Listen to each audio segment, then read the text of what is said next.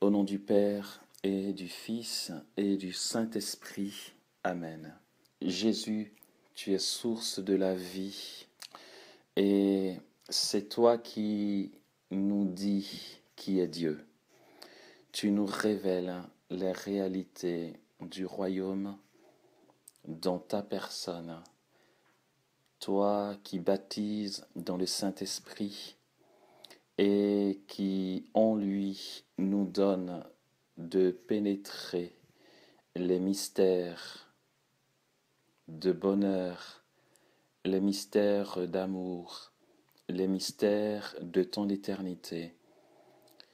C'est le Saint-Esprit qui nous découvre les profondeurs de ton cœur, cet amour éternel.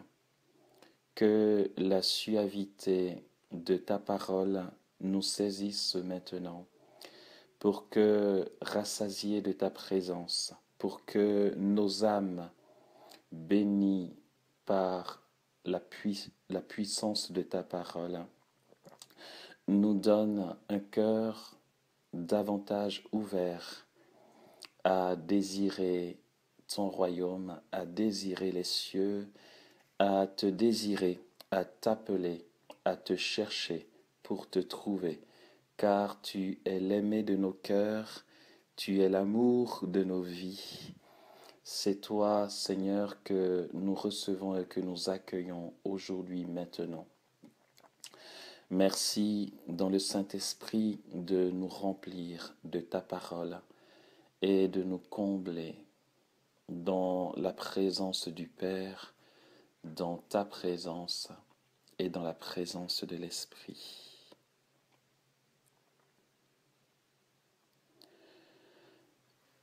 Du livre du Cantique des Cantiques.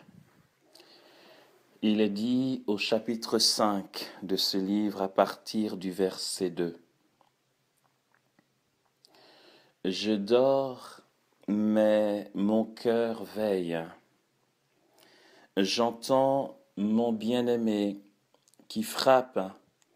Ouvre, ma sœur, mon amie, ma colombe, ma parfaite, car ma tête est couverte de rosée, mes boucles de gouttes de la nuit. J'ai ôté ma tunique, comment la remettrai-je? J'ai lavé mes pieds, comment les salirai-je? Mon bien-aimé a passé la main par la fente, et pour lui mes entrailles ont frémi. Je me suis levé pour ouvrir à mon bien-aimé, et de mes mains a dégoûté la myrrhe, de mes doigts la myrrhe vierge, sur la poignée du verrou. J'ai ouvert à mon bien-aimé, mais tournant le dos, il avait disparu. Sa fuite m'a fait rendre l'âme. Je l'ai cherché, mais ne l'ai point trouvé. Je l'ai appelé, mais il n'a pas répondu. Je vous en conjure, filles de Jérusalem, si vous trouvez mon bien-aimé, que lui déclarerez-vous que je suis malade d'amour. Amen.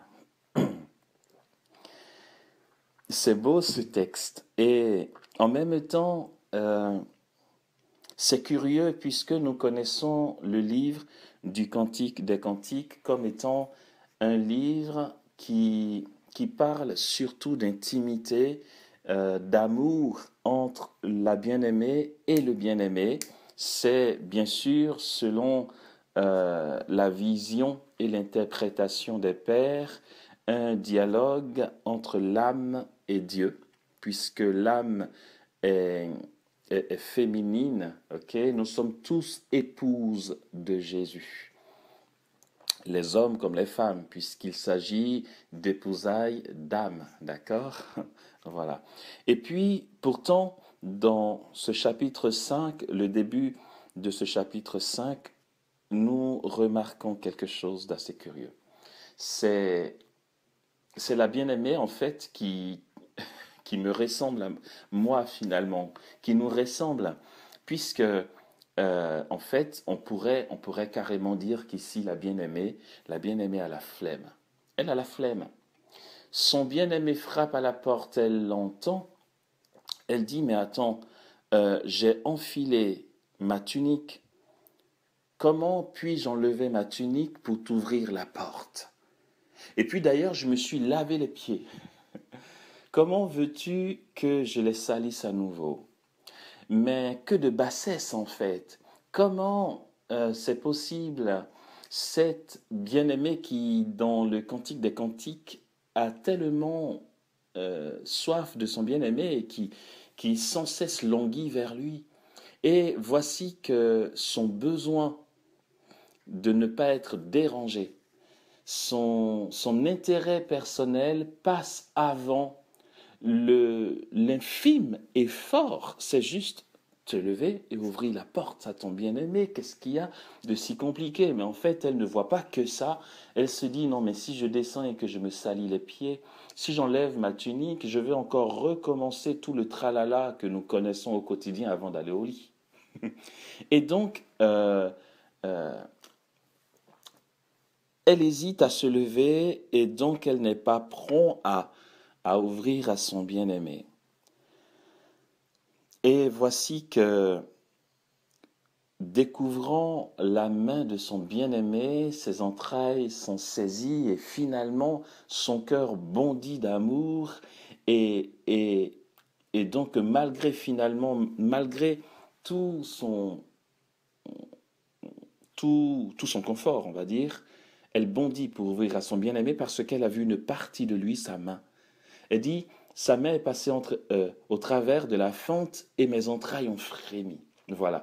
Et elle bondit du coup, dépassant toute sa tiédeur, dépassant sa médiocrité pour ouvrir à son bien-aimé, mais j'allais dire trop tard. Elle dit, j'ai ouvert à mon bien-aimé, mais tournant le dos, il avait disparu. Sa fuite m'a fait rendre l'âme. Eh bien oui, ma grande, fallait y penser avant.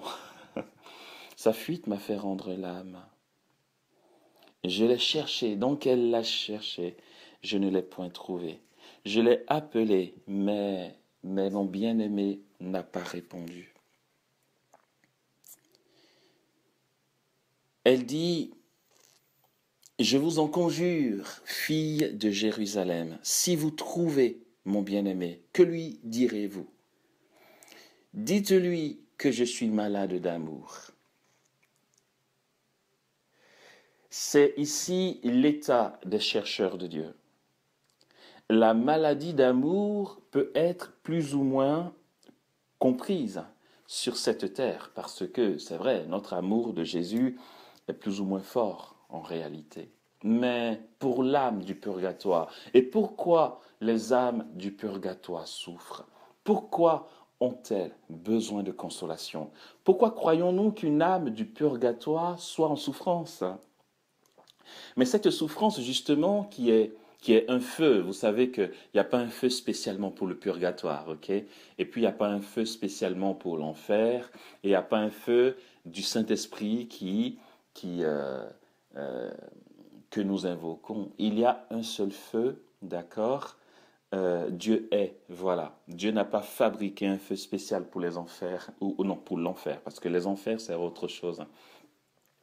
Il n'a pas fabriqué un feu spécial pour l'enfer. Il n'y a qu'un seul feu. Ce seul feu qui réjouit le cœur des saints, c'est le même feu qui provoque la souffrance des âmes du purgatoire, et c'est le même feu qui a une torture pour les âmes damnées. C'est que quand Jésus passe, les forces du mal grincent des dents. Jésus ne se met pas en mode combat pour faire crier l'ennemi. Que ce soit à Jérusalem, quand il passait, les personnes infestées vociféraient. Et même aujourd'hui encore, lorsque nous sommes en mission d'évangélisation, et nous le voyons beaucoup, surtout en Côte d'Ivoire ou dans nos pays d'Afrique, on va dire, quand le Saint-Sacrement passe, on voit comment les personnes infestées tombent en transe et se mettent à crier. Ce n'est pas que Jésus se soit mis en mode euh, en mode combat ou encore en mode torture. Non, il est. Jésus passe, c'est le même Jésus qui est insupportable aux démons et qui est une béatitude, un grand bonheur pour les saints. Alors la souffrance des âmes du purgatoire, c'est quoi? C'est justement ce que nous entendons ici. Il s'agit d'une maladie d'amour. Et ce texte décrit bien l'histoire de l'humanité avec Dieu. Nous le cherchons, c'est notre bien-aimé. Et combien de chrétiens, je pense que les 100% des chrétiens disent aimer Jésus. Il est l'aimé de nos âmes, mais dans ce nombre de chrétiens, parmi tous ceux qui l'aiment et qui affirment l'aimer, combien chaque jour le choisissent? Il est dit dans le livre de l'Apocalypse, et c'est un verset que nous connaissons et que nous entendons souvent, le chapitre 3 de l'Apocalypse dit « Je me tiens à la porte de ton cœur et je frappe. Si tu entends ma voix et que tu m'ouvres, j'entrerai chez toi. Je ferai un avec toi et toi avec moi. » C'est l'union sponsale, c'est l'union mystique, c'est l'union du chrétien avec Dieu. Le chrétien, c'est déjà celui qui est mystique, d'accord? Le mystique, c'est celui qui est dans une communion, une union profonde avec un être transcendant, avec Dieu. Et donc quand Jésus dit je ferai un avec lui, je prendrai mon repas avec lui et lui avec moi, c'est l'union, c'est l'intimité, c'est le cœur à cœur. Et nous savons que d'après ce que disent les pères de l'Église, Dieu s'est fait homme pour que l'homme devienne Dieu. C'est toute la théologie des pères cappadociens. Ok, et donc ici nous avons cette belle image à travers ce passage du livre du Cantique des Cantiques. C'est le bien-aimé qui frappe à la porte. C'est vraiment ça. Et puis nous savons que Jésus nous appelle. Il nous appelle comment? Il nous appelle chaque jour dans une sollicitation à aller prier, une sollicitation à aller à l'assemblée de prière, à aller à la messe, à vivre la charité, à nous donner à nos frères, pour nos frères, à nous dépasser pour faire notre prière du soir, ou celle du matin, ou celle du midi, ou encore à accomplir simplement notre devoir d'État. Ce sont des appels divins. Et combien de fois nous refusons Dieu? Le refus de Dieu passe par justement la flemme, la paresse spirituelle, l'égoïsme, le regard tourné sur soi. C'est l'heure de la messe, ah ben non, je suis fatigué, je préfère prolonger ma sieste que d'y aller. Oh non, la série commence à être intéressante, j'ai pas envie de manquer ça, écoutez, je ne viendrai pas à la prière aujourd'hui. Je ne serai pas au rosaire, je ne serai pas à la messe, je ne serai pas à l'adoration, parce qu'il y a ci, parce qu'il y a ça, et nous savons au fond de nous-mêmes, heureusement qu'ici, la bien-aimée du Cantique des Cantiques est honnête. Elle a l'honnêteté de dire qu'en fait, elle a la flemme de se relaver les pieds, tout simplement. Et c'est notre cas à beaucoup. Alors finalement, les âmes du purgatoire sont des âmes qui entrevoient la gloire et qui pourtant n'arrivent pas à avancer. J'aime bien cette partie que nous venons d'entendre aussi. Il est dit, mon bien-aimé a passé la main dans la fente. Et lorsque j'ai perçu sa main, pas mon bien-aimé en entier, même pas son visage, pas son corps, même pas son parfum, sa main, juste sa main qu'il a passée dans la fente, m'a fait frémir les entrailles, dit la bien-aimée. Une partie de lui. Et ça dit bien, en fait, la réalité du purgatoire, parce que finalement, les âmes du purgatoire entrevoient la gloire. Elles n'ont pas la vision béatifique, je veux dire, le face-à-face éternel que l'on a que lorsqu'on est au paradis. Elles voient une partie de la gloire, comme la bien-aimée peut voir juste la main de son bien-aimé, ses entrailles frémissent. Les âmes du purgatoire sont dans un bel état de souffrance. C'est une belle souffrance, frères et sœurs. Elles ne sont pas dans un feu qui les brûle. Le feu est matérialisé, d'accord? Ce feu, c'est leur souffrance. Et donc, elles sont dans un bel état.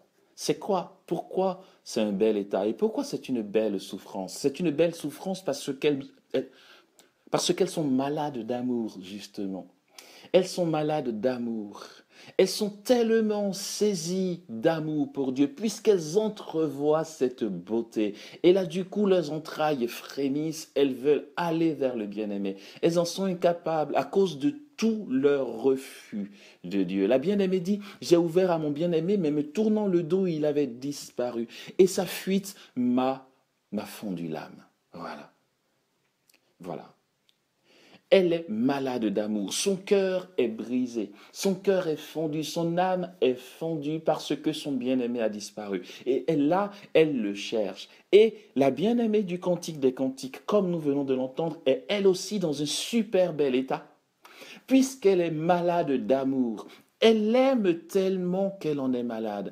Elle désire tellement revoir, retrouver son bien-aimé qu'elle en est malade. Elle est folle. Mais voici quelqu'un qui ne se soucie plus de ses pieds qui vont se salir. Non mais attends, ma grande, tu n'avais qu'à descendre du lit et aller juste à la porte lui ouvrir. Tu avais peur de ces quelques 2, 3 poussières là, de ton sol, entre le lit et la porte. Mais voici que maintenant, tu ne crains plus la saleté et que tu parcours même toute la ville. Ça se trouve, la ville est boueuse, mais il y a de la poussière. Nous savons ce que c'est que d'être sale du sol de la ville. La bien-aimée ne s'en soucie plus. Voici un état qui est beau. Elle bondit dans la ville. Elle dit, je vous en conjure, filles de Jérusalem, et si toutefois vous voyez mon amoureux, mon bien-aimé, que lui déclarerez-vous? Que je suis malade d'amour. Dites-lui que sa bien-aimée est malade. Et voici ce que les âmes du purgatoire crient vers Dieu, dans un silence de désir, dans une souffrance de soif, dans une faim mais qui les purifie finalement. Et cet état est beau parce que leur désir, leur soif de Dieu, sans encore y parvenir, les purifie de tout leur refus de Dieu. Comme la bien-aimée est purifiée, comme si elle était restaurée dans son refus d'ouvrir à son bien-aimé, par cette souffrance qu'elle endure, à parcourir toute la ville, à chercher son bien-aimé. Elle le cherche et son âme a faim et son âme a soif. Et cela la guérit de son refus. Cela la guérit de cette attitude de bassesse. Mais pardon, excusez-moi l'expression, mais c'est tellement nul. Ton bien-aimé vient, il est à la porte. Et d'ailleurs, il te dit que lui-même souffre des gouttes de la nuit. Il te demande, ma bien-aimée, ouvre-moi la porte. Et toi, comme une égoïste notoire, tu dis, ah non, non, non, non, moi je me suis lavé les pieds, je ne descends plus du lit. Mais que veux-tu qu'il fasse? Il faut bien qu'il se trouve un abri. Et il est parti. Mais alors, j'ai finalement envie de dire, humainement parlant en tout cas, mais c'est bien fait pour elle. Elle mérite vraiment de parcourir des kilomètres à le chercher. Mais si elle tient à lui, c'est ce qu'elle a à faire. Je parle de la bien-aimée du Cantique des Cantiques, bien sûr, je ne veux pas me permettre de dire aux âmes du purgatoire que c'est bien fait pour elles. Sinon, à ce moment-là, je me parle à moi-même. Nous avons tous tellement des refus de Dieu. Okay. Et voici donc, si de souffrance il y a, or il y a réellement de la souffrance au purgatoire. C'est une belle souffrance, une souffrance de maladie, une maladie qui est celle de l'amour. La maladie d'amour dont souffrent les âmes du purgatoire est une grâce que beaucoup d'entre nous n'ont pas. déjà souffrir d'un tel désir de trouver Dieu fait partie d'étapes supérieures dont parle Thérèse d'Avila dans les demeures du château intérieur. C'est pas grave pour ceux qui ne savent pas ce que c'est, laissez tomber. Mais pour dire que cette souffrance des âmes du purgatoire est un degré très avancé de vie mystique que des mystiques de la vie chrétienne, des saints ayant vécu des états d'ordre mystique ont vécu. Et donc, elles ne sont pas dans un piteux état enfin, je veux dire, elles ne sont pas plus proches de l'enfer que du paradis. Les âmes du purgatoire, elles sont plus proches du paradis. En fait, c'est le domaine divin. Voilà. Euh, euh, ne voyons pas une âme du purgatoire comme une âme damnée, non. Et quand les âmes du purgatoire nous visitent, ne croyons pas que ce soit l'enfer qui nous visite, non. Elles sont belles, ces âmes. Elles sont d'une beauté désirable.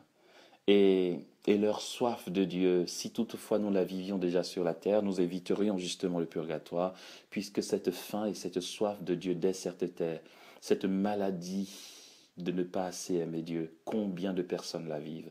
Très très peu malheureusement.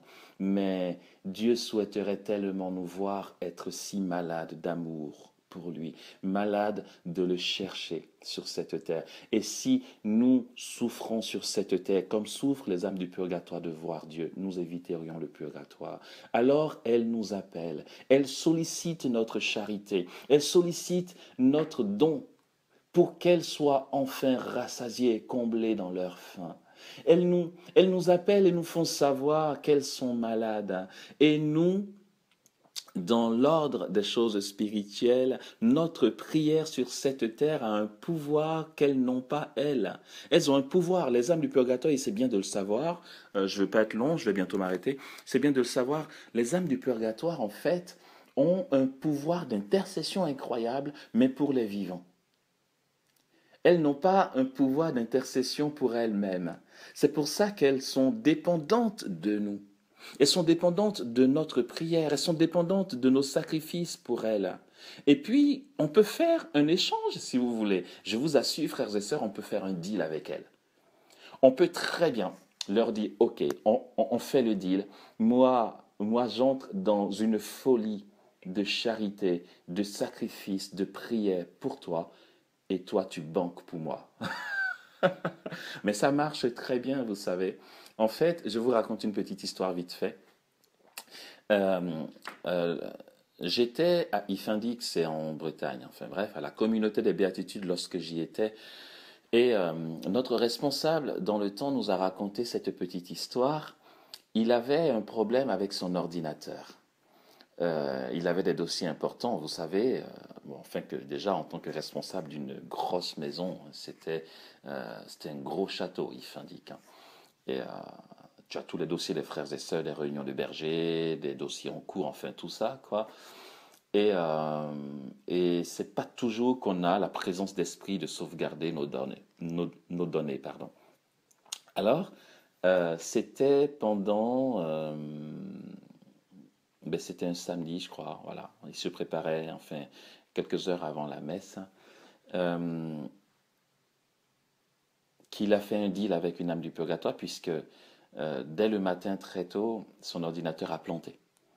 Et quelques frères qui s'y connaissent en informatique lui ont dit, ton disque dur a grillé. Alors, pour les informaticiens, vous saurez ce que c'est. Ton disque dur a grillé. C'est vrai que certains hackers qui sont super doués peuvent récupérer tes données, je ne sais pas comment, enfin bref, mais pour nous autres, là, qui avons un rapport très basique de l'informatique, une connaissance, pardon, basique de l'informatique, on sait très bien que quand le disque dur a grillé, ça plantait, quoi.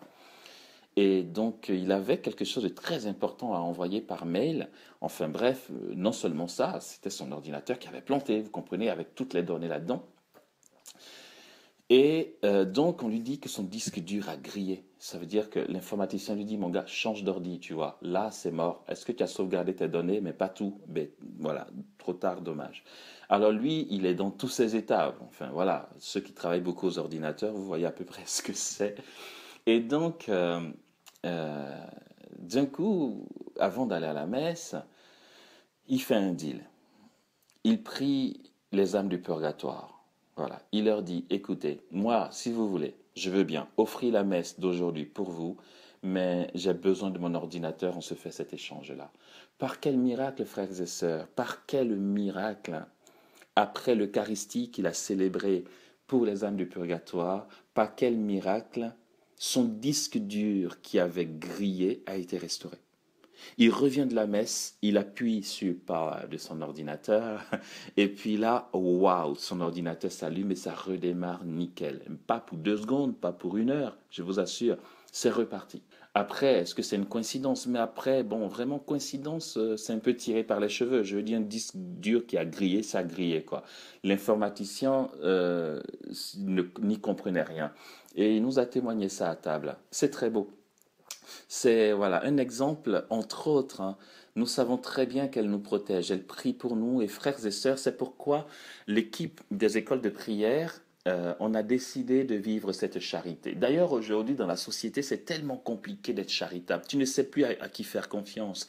Tu veux aider quelqu'un, il te plante un couteau dans l'abdomen, il te prend tous tes sous, ou encore des personnes qui viennent te raconter des histoires à 2 sous. J'ai ma femme qui est en train d'accoucher, mais l'accouchement est difficile, j'ai pas d'argent pour les sous qui t'arnaquent. Et puis il fait ça à plusieurs personnes pour te rendre compte finalement qu'en fait c'est un arnaqueur de première. Aujourd'hui on veut être charitable, on ne sait plus où donner de la tête. Moi ce que je fais personnellement, c'est d'aller dans les mouvements d'église qui s'occupent des pauvres, et puis voilà, au moins c'est le moindre mal, mais tu sais vraiment plus. En France, en Europe, où on fait beaucoup d'autostop, aujourd'hui, personnellement, je ne me permets plus de prendre qui que ce soit dans ma voiture, c'est clair, parce que tu ne sais jamais sur qui tu vas tomber avec tous ces pervers qu'il y a, avec tous ces agresseurs, tu ne sais pas. Alors, ok, vous savez quoi, notre charité peut continuer à battre son plein. Moi, je vous donne un petit tuyau, et c'est ce que nous voulons faire, nous, membres de l'équipe d'école de prière, c'est que nous avons euh, cet élan de cœur de vivre ce qu'on appelle les instants folie de charité. Et c'est ce qui se prépare. Les instants folie de charité, c'est l'occasion que nous nous donnons et nous vous la donnons à vous aussi. N'hésitons pas. Vous savez quoi? Vous allez comprendre pourquoi c'est un effort à faire et que c'est un bel effort. C'est que on a intitulé ce temps de prière folie de charité parce qu'il s'agit non pas de faire un chapelet, même pas un rosaire. Attention, il ne s'agit pas pour nous de nous engager à faire 1000 ave. Les instants folie de charité qu'organise l'équipe des écoles de prière, c'est vraiment 24 heures d'Ave Maria. Et là, on a envie de dire, waouh, si j'ai réussi à faire ça, je serai très béni. Oui, tu seras certainement béni, mais surtout par ta charité, parce qu'en fait, nous, on ne fait pas cette folie pour nous-mêmes, pour nos intentions, etc. Euh, on pense à nos frères du purgatoire, qui, comme je l'ai dit, peuvent nous obtenir beaucoup de grâce. Mais c'est pas pour ça, c'est juste une folie. C'est une folie parce que ça soit 24 heures pour faire des Ave Maria, je vous assure, ça coûte.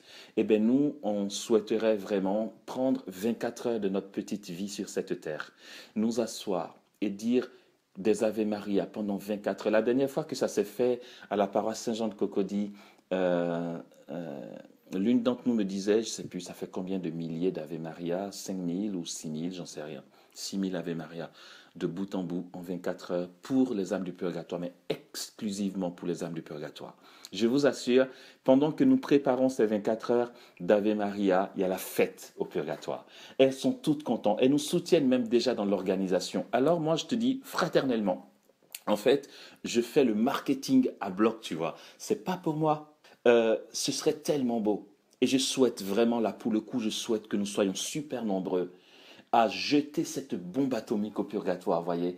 On se retrouve chacun dans des instants, bien sûr, de fatigue, peut-être de sentiments d'absurde, peut-être d'impatience, peut-être de lassitude. Oui, parce qu'on est humain, on est sur cette terre et on sent toute cette fatigue, bien sûr.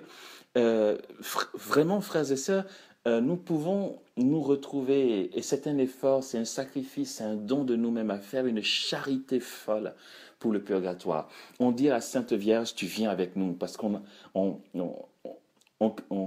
épanche vers toi nos cœurs et nos âmes pour les âmes du purgatoire. Viens, la Sainte Vierge sera au milieu de nous. Je veux dire, elle ne peut pas ne pas être là. Ça la réjouit tellement. Et ça réjouit les âmes du purgatoire. Euh, Déjà, les âmes du purgatoire, je puis le dire, j'y crois de tout mon cœur, nous aident pour l'organisation. La Sainte Vierge sera là. Rejoins-nous pour cette folie de charité. Folie, c'est pour ça qu'on a dit instant folie de charité, puisque 24 heures est truffé de plusieurs instants où tu as envie de partir. Tu te dis, j'ai fait un rosaire, c'est suffisant. Tu te dis, qu'est-ce que je fais là? Qu'est-ce que c'est long? On a commencé il y a à peine 45 minutes et nous sommes là pour 24 heures. C'est des instants où on sera tenté de partir, des instants où on va se dire, mais qu'est-ce qu'on fait là? Pourquoi on s'est engagé à ce truc? Voilà, voici l'intitulé Instant, avec S au pluriel bien sûr, Instant Folie de Charité. Et je vous dis pas, ça réjouit le cœur de Jésus, ça bénit les âmes du purgatoire, c'est pour la gloire du Père. L'Esprit nous fortifie par sa présence. Marie ne nous abandonne pas, elle reste avec nous pour nous soutenir. Elle nous obtient des grâces. C'est pas du donnant-donnant. N'entrons pas dans une dynamique de donnant-donnant. C'est gratuit. Mais en fait, vous savez quoi? En fait, Dieu a un faible pour ce qui est gratuit. Quand tu le fais gratuitement, ben, il déploie la gratuité pour toi aussi. Marie sera là. Je nous lance donc cette invitation, frères et sœurs. Nos frères devanciers du purgatoire sont malades d'amour, comme nous-mêmes sommes malades d'amour. Et venons dans une bande de malades d'amour offrir ces 24 heures d'Ave Maria pour que le purgatoire se vide. Nous sommes dans le mois de novembre et c'est un moment opportun dans l'Église où nous pouvons nous donner pour elle. Je vous dis toute ma prière, je me confie au vôtre, je bénis tous ceux qui viendront, qui comptent venir mais qui ne pourront pas, ceux qui auront un empêchement. Je bénis mes frères et sœurs de l'équipe d'école de prière pour votre don, pour toute l'organisation, les personnes qui de près ou de loin nous soutiennent, ceux qui veulent venir apporter. Il y a une personne qui a dit j'apporte telle chose. C'est pas des sous, mais c'est beau. J'apporte le café, j'apporte ci. Frères et sœurs, venons d'une manière ou d'une autre, faisons ce que nous pouvons, rejoignez-nous, faisons ça ensemble, ce sera très beau. Donc, je bénis tous ceux qui de près ou de loin nous soutiennent par la prière, matériellement, physiquement, par votre présence simplement. Vous nous bénissez parce que vous nous encouragez à continuer dans cette folie pour les âmes du purgatoire. Voilà. Que l'Esprit Saint nous bénisse et que le sang de Jésus nous garde de toute attaque du malin. Que son bouclier nous protège, que l'armée du ciel se déploie pour nous dans son ministère, pour nous préserver de toute attaque dans l'organisation, de toute désorganisation, toute fatigue, et que nous menions à bonne fin ce projet de charité, ce projet d'amour, ces instants folie de charité. Que Dieu nous garde tous, que l'Esprit Saint donne à nos cœurs, à travers ces moments-là, de grandir dans la charité, car il n'y a pas de plus grand amour que de donner sa vie pour ceux que l'on aime. Réjouis-toi Marie, pleine de grâce, le Seigneur est avec toi. Tu es bénie entre toutes les femmes, et Jésus, le fruit de ton sein, est béni. Sainte Marie, Mère de Dieu, prie pour nous pauvres pécheurs, maintenant et à l'heure de notre mort. Amen.